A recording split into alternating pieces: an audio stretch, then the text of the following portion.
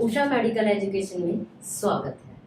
आज का टॉपिक है मेंटल हेल्थ से सिजोफ्रेनिया, जो एक मानसिक बीमारी है, साइकोटिक डिसऑर्डर है, जिसे स्प्लिट पर्सनालिटी डिसऑर्डर भी कहते हैं। स्प्लिट मीन्स जो समाज है, समाज से लोगों से अलग थलग वो इंसान पड़ जाता है। ये 1% के करीब है, यानी कि 100 इंसानों में से 1% को हो सकती है। यदि हम टाइम पे से, जैसे हम फिजिकल हेल्थ को इग्नोर नहीं करते, कोल्ड हो गया, खांसी हो गई या छोटी मोटी फीवर, वायरल फीवर होता है, फटाफट हम हॉस्पिटल में भागते हैं।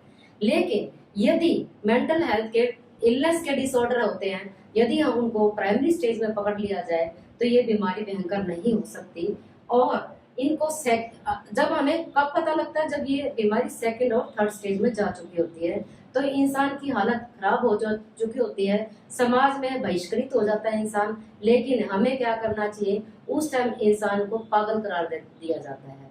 लेकिन नहीं, हमें इस प्राइमरी स्टेज में ही देख लेना चाहिए, ऑब्जर्व कर लेना चाहिए, और इसका इलाज संभव है यदि प्राइमरी स्टेज में इसको पकड़ लिया जाता है। सिजोफ्रेनिया क्या होती है? जो पीड़ित व्यक्ति है उसको क्या होता है, सेल्फ कंट्रोल बिल्कुल खत्म हो जाता है और रियलिटी से परे होता है।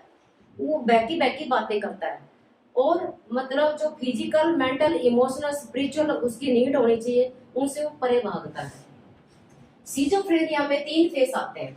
सबसे पहले है प्रोड्रोमल फेस। प्रोड्रोमल फेस प्रारंभिक फेस है, जिसमें इंसान को थोड़े बहुत साइन सिम्टम आते हैं, लेकिन इसकी तरफ कोई ध्यान नहीं देता। और यदि इसको उसी टाइम अर्ली डायग्नोज कर लिया जाए तो ये बीमारी भयंकर नहीं हो सकती। सेकंड एक्टिव फेस, यहाँ पर जो साइकोटिक डिसऑर्डर है उसकी जो साइन सिम्टम है पीक में होते हैं। इंसान यहाँ पे हर रियलिटी से परे भागता है, डिल्यूजन और हेलुसिनेशन यहाँ पे प्रेजेंट होती है, और खतरनाक बीमारी, गंभीर रूप से बीमारी मतलब परिणाम देती है। रेजिडुअल फेस, जब हम थोड़ी मेडिसिन स्टार्ट कर देते हैं तो ये शांति वाला फेस होता है। धीरे धीरे धीरे इंसान ठीक होने लग जाता है, और इस फेस में उसको काफी जो डिसऑर्डर थे उसके कम होने लग जाते हैं। लेकिन इंसान ये सोचता है मेडिसिन तो ले ली, अब साइन सिम्टम ठीक है, वो लगातार दवाइयों को छोड़ देता है। कम से कम इंसान को 1 साल लग जाता है इन साइकोटिक डिसऑर्डर को दूर होते हैं, इसलिए बीच में दवाई नहीं छोड़नी चाहिए। अब मेन लक्षण पे आते हैं हम। 3 मेन लक्षण होते हैं सिजोफ्रेनिया के: मूड, बिहेवियर और थिंकिंग। मूड में क्या होता है, रिस्पॉन्स जो होता है उसका, रिफ्लेक्स है उसके इनअप्रोप्रिएट हो जाते हैं। कैसे? जैसे किसी की डेथ हो गई और डेथ में इंसान वो हंसने लग जाता है, जबकि नहीं हंसना चाहिए। और जब कोई शादी है या कोई अच्छा ओकेजन है तो वहां पे वो रोने लग जाता है, तो उसका मूड डिस्टर्ब होता है, उसे पता ही नहीं लगता है मुझे क्या करना चाहिए। बिहेवियर में कभी तो इतनी ज्यादा लंबी बातें खींचता, स्टीरियो, जैसे स्टीरियो में रील चढ़ा देते हैं तो वो लगातार चलती रहती है। कभी वो डिप्रेशन में चला जाता है, म्यूट हो जाता है। तो यहाँ पर ये सोसाइटल नेचर भी कर सकता है, आइडियाज उसके आते हैं काफी सारे। थिंकिंग में क्या होता है, फॉल्स बिलीफ होते हैं, बैकी बैकी बातें करेगा वो। मैं बाजार में जा रहा था, वो मेरी तरफ घूर रहा था, वो मुझे देख के मारने की कोशिश कर रहा था। यदि कोई पीछे लोग आते हैं वो मुझे चाकू मारना चाहते हैं। यदि उसकी पत्नी उसे खाना देती है और वो थोड़ा सा बहस कर लेती है तो वो कहता है मेरी पत्नी मुझे ध्यान देना चाहती है। यदि माँ उसकी फेवर में बोलती है मेरी माँ भी साजिश के साथ है, मेरी पत्नी के साथ साजिश कर रही है और मुझे मारना चाहते हैं, मैं वो साजिश का शिकार अपने आप को मारने लग जाता है। अब यहाँ पे 1 मंथ तक यदि ये साइन सिम्टम अपीयर होते रहते हैं तो हमें मान लेना चाहिए ये सिजोफ्रेनिया है। और जो मेंटल डिसऑर्डर के डॉक्टर होते हैं, साइकियाट्रिस्ट होते हैं, उनको हमें दिखाना चाहिए। इसकी टाइप है कुछ। टाइप में क्या होता है, टाइप में कैटाटोनिक सिजोफ्रेनिया कैसा होता है, मोस्ट कॉमन होता है। इसमें 2 टाइप होती है, एक्साइटमेंट और स्टूपर। एक्साइटमेंट में क्या होता है, मोटर एक्टिविटी, यानी इतना गुस्से में इंसान होता है, जल्दी जल्दी सब काम करेगा, तोड़ फोड़ करेगा, गुस्सा करेगा। स्टूपर में क्या होता है, म्यूट हो जाता है, ना तो खाना खा पाता है, एक बिस्तर पे एक साइड में पड़ा रहेगा, कोई उसे ऑब्जर्व करता है तो वो एक साइड में पड़ा रहेगा, कोई खाना नहीं खाएगा, कुछ भी। यदि ऑब्जर्वेशन से बाहर मतलब हो जाता है तो वो ग्रीडी एकदम खाने को खा जाता है। और क्या होता है, यूरिन और स्टूल उसके इनवॉलंटरी पास हो जाते हैं, बिस्तर में ही पास हो जाते हैं। दूसरा है पैरानोइड सिजोफ्रेनिया, मोस्ट कॉमन होता है। इसमें क्या होता है, जो पीड़ित व्यक्ति को क्या होता है, शक, हर किसी पे शक करता है, जैसे अपनी पत्नी पे करता है, उसकी किसी के साथ अफेयर्स है, ठीक है। साजिश, ये मेरे को पत्नी यदि खाना खिलाएगी तो मुझे जहर दे देगी, शायद ये मेरे को मार देगी, और ये या किसी के साथ भाग जाएगी। माँ साथ में होती तो माँ को भी इन्वॉल्व कर लेता, परिवार साथ होता परिवार को भी इन्वॉल्व कर लेता।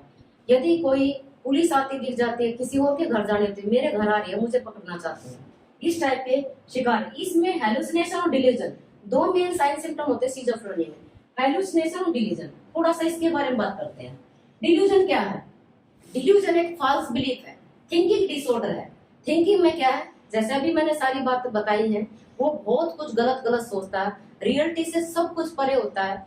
कोई भी आवाज मतलब उसको ये लगेगा मैं तो राजा था, मेरे को ये मार देंगे, मेरे को मेरा किडनैप कर लेंगे, ऐसा कुछ होता है। हेलुसिनेशन, फॉल्स परसेप्शन, यानी चीज रियलिटी में कुछ भी नहीं होती, वस्तु कहीं दिखती नहीं। जैसे पेन है, उसको नाइफ समझेगा, यदि रस्सी पड़ी तो उसको सांप समझेगा, पेड़ की छाया होगी तो उसको भूत समझेगा। इस टाइप के उसके मतलब परसेप्शन होती नहीं है, लेकिन उसके खुद के माइंड में ऐसा चलता रहता है। कैसे? सबसे 5 तरह की होती है, 5 सेंस होती है, इन्वॉल्व हो जाती है। ऑडिटरी हेलुसिनेशन कॉमन होती है, ये अपने उसकी खुद की प्रतिध्वनि उसके अंदर जागरूक होती है, और वो सेल्फ वॉइस इको मतलब अपनी वॉइस को समझता है कि दूसरा कोई मेरे से बातें कर रहा है, पीछे से कोई मेरे से बातें कर रहा है। विजुअल, उसको बात मतलब क्या होता है, उसको आवाजें आती होती है, खुद से मतलब लगता है उसको आवाजें, लेकिन दूसरे जो प्रेजेंट व्यक्ति होते हैं उनको किसी को आवाज नहीं आती होती। तो इसका इलाज भी क्या है? जब ये साइन सिम्टम अपीयर होते हैं तो हमें क्या करना चाहिए? जो जो फेथफुल फैमिली है उनको क्या करना चाहिए? या रिकॉर्डर, यानी कि रिकॉर्ड कर लेना चाहिए और अपने फेथ में लेकर उसको सुनाना चाहिए।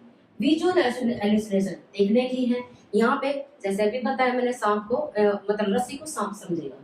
ऑल फैक्ट्री में है, ऑल फैक्ट्री में जैसे उसको गंध आती है, जैसे रबड़ जल रही, जबकि वहां कुछ जलता नहीं होता। पेंट की स्मेल आ रही, कोई पेंट भी नहीं होता। टैक्टाइल, स्पर्श की, ये ज्यादातर ये कोकेन की जो ड्रग्स लेते हैं उनको मोस्ट कॉमन होती है, इसको कोकेन साइकोसिस भी बोलते हैं। जैसे उसकी हाथों पे पैरों पे ऐसे लगता है जैसे कीड़े चल रहे हैं, या कोई भी छोटे छोटे जंतु उसके रेंग रहे हैं, तो ऐसे उसे स्पर्श का आभास होता है, जबकि कुछ नहीं होता। खारिश करता रहता है, मेरे को कीड़े रेंग रहे हैं, मेरे बालों में जुए हैं, जो कि कुछ भी नहीं होता। गैस्ट्रेटरी हेलुसिनेशन क्या होती है?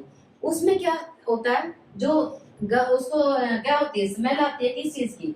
जैसे क्या होता है, फूड, जब वो खाएगा कोई भी भोजन तो उसको मेटालिक टेस्ट का महसूस होगा। तो ये 5 सेंस हमारी हेलुसिनेशन की, जो सिजोफ्रेनिया के पेशेंट को खास तौर पे होती है। अब पैरानॉइड से ये बताया मैंने आपको, और यहाँ पे ये पुअर आईटीआर भी रखता है, इंटरपर्सनल रिलेशनशिप अच्छी नहीं रखता है ये पेशेंट, और शक और साजिश के चक्कर या कभी म्यूट हो जाएगा तो डिप्रेशन में चला जाएगा, सुसाइडल आइडिया हुए। यहाँ पर ईसीटी देते हैं पेशेंट को, जो सुसाइडल आइडिया डिप्रेशन में चले जाते हैं तो उनको ईसीटी दी जाती है। डिसऑर्गेनाइज्ड टाइप ऑफ सिजोफ्रेनिया, यहाँ पे क्या होता है, इसमें चाइल्डिश बिहेव, जबकि वो 25-30 साल का इंसान हो जाता है, लेकिन जो बचपन में वो बिहेव करता है, किसी चीज को छीन लिया और बोलने में मतलब गलत गलत, जैसे बच्चे बोलते हैं तो तलाके बोलते हैं, ऐसे बोलता है। Lack of the self care, अपनी केयर बिल्कुल भी नहीं करता, ना खाने की ना नहाने की, जहाँ जिस स्थिति में पड़ा हुआ है उसको कोई मतलब नहीं, किसी बाहरी दुनिया से कोई मतलब नहीं होता, तो ऐसा होता है ये। रेजिडुअल सिजोफ्रेनिया क्या होता है? रेजिडुअल सिजोफ्रेनिया ये क्रोनिक टाइप का है, यानी एक बार स्टार्ट होता है, अक्यूट फेस होता है, सडनली होता है, लेकिन ये बार बार होता रहता है। यहाँ पेशेंट को नेगेटिविटी बहुत हावी हो जाती है, हर चीज में वो पॉजिटिव चीज होगी लेकिन नेगेटिव बातें करेगा, कभी भी अपने से ऊपर किसी को जाने नहीं देगा किसी बात में। यदि वो जॉब कर रहा है तो जॉब में कोई इंटरेस्ट नहीं दिखाएगा, काम नहीं करेगा, चुपचाप बैठा रहेगा वहां पे। और स्टडी करता है, कोई स्टडी में इंटरेस्ट नहीं, कोई कुछ नहीं, आगे का फ्यूचर प्लानिंग कुछ नहीं होती, तो यहाँ पे ऐसी स्थिति होती है, वो डाउन डाउन चलता रहता है इस चीज में, और समाज से बिल्कुल अलग है, ना कोई पीयर ग्रुप होता है, ना कोई दोस्त होता है, ना किसी से वो बात करना चाहता है। अनडिफरेंशिएटेड सिजोफ्रेनिया, ये कॉम्बाइंड किस्म के चारों सिजोफ्रेनिया हैं, उसकी टाइम में कॉम्बिनेशन में इसमें साइन सिम्टम आ जाते हैं। तो ये रिस्क फैक्टर कौन कौन से लोगों को होता है जो ये सिजोफ्रेनिया की बीमारी होती है? सबसे पहले जेनेटिक फैक्टर, आपको पता है जनरेशन टू जनरेशन ये बीमारियां काफी चलती रहती हैं।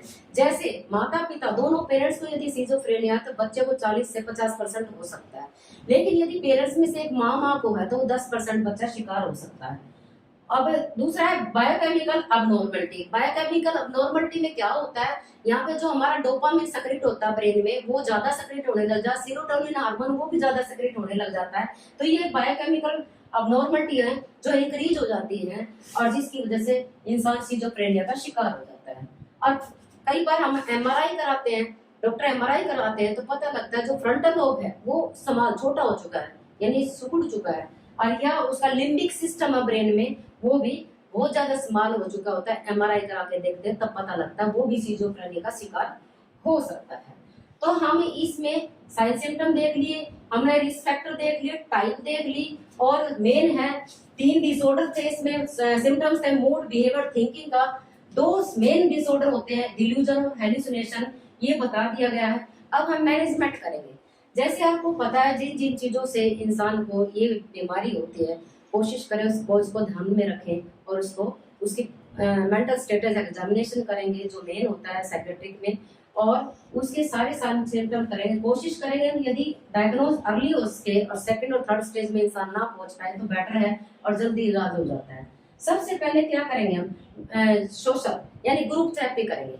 ग्रुप में जो भी इंसान जो इलाज करा रहे हैं ग्रुप थेरेपी कराएंगे, यही तरह ठीक हो चुके हैं। इमोशनल थेरेपी, कोग्निटिव थेरेपी और फैमिली थेरेपी, ये थेरेपियां देंगे। यहाँ पे आईपीआर की जरूरत होती है, फैमिली की सपोर्ट की नीड होती है, सोशल सपोर्ट की नीड होती है, पेशेंट को वो जरूर देंगे। जितना उसको पॉजिटिव थिंकिंग में लाएंगे, उसको विश्वास में लाएंगे, उतना ही पेशेंट बहुत जल्दी ठीक होगा।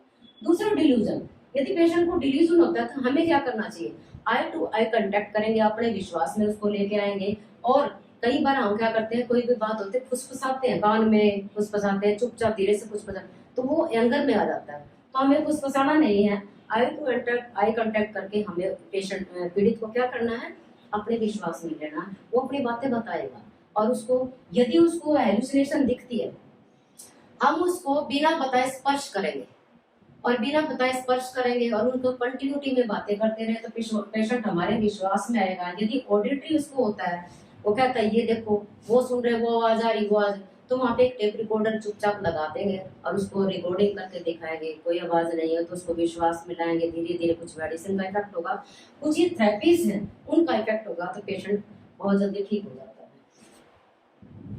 उसपे कभी भी अपनी बातों का प्रेशर ना बनाए, नहीं तुम गलत कह रहे हो, क्योंकि पेशेंट तो पेशेंट ही है, वो तो रियलिटी से परे है, उसका थिंकिंग डिसऑर्डर है, फॉल्स बिलीफ है उसके अंदर। लेकिन हमें आईपीआर बना के, इंटरपर्सनल रिलेशनशिप बना के पेशेंट को अपने विश्वास में लेके ये सारी चीजें करनी पड़ेगी। और एंटी साइकोटिक ड्रग्स देंगे डॉक्टर के ऑर्डर के अनुसार, उसे ड्रग्स दी जाती है। कई बार उन ड्रग्स से ठीक नहीं हो पाता पेशेंट, तो कंबाइंड ड्रग्स दी जाती है ताकि पेशेंट को ठीक हो सके। यदि एंटी साइकोटिक ड्रग्स देते हैं, महीने 2 महीने में यदि आराम आ जाता है तो उन्हें डॉक्टर के पास फॉलोअप जरूर करवाना चाहिए। पेरेंट्स की ड्यूटी है, फॉलोअप बहुत जरूरी है, और फॉलोअप के डॉक्टर के हिसाब से जो मेडिसिन चलती है उनको मेडिसिन को पूरा करना चाहिए, फॉलो करना चाहिए। कई बार साइकेट्रिक पेशेंट यानी कि साइकिल इसमें सिजोफ्रेनिया में क्या होता है, डिप्रेशन का शिकार काफी हद तक हो जाते हैं। डिप्रेशन में सुसाइडल नेचर होती है, सुसाइडल आइडियाज आते हैं, छत पे चढ़ के कूदूं, पानी में गिर के कूदूं, आग जला के, इस टाइप के सुसाइडल आइडियाज है। इनको ठीक करने के लिए कई बार बाइपोलर या यूनिपोलर हम ईसीटी देते हैं, इलेक्ट्रोकन्वल्सिव थेरेपी देते हैं।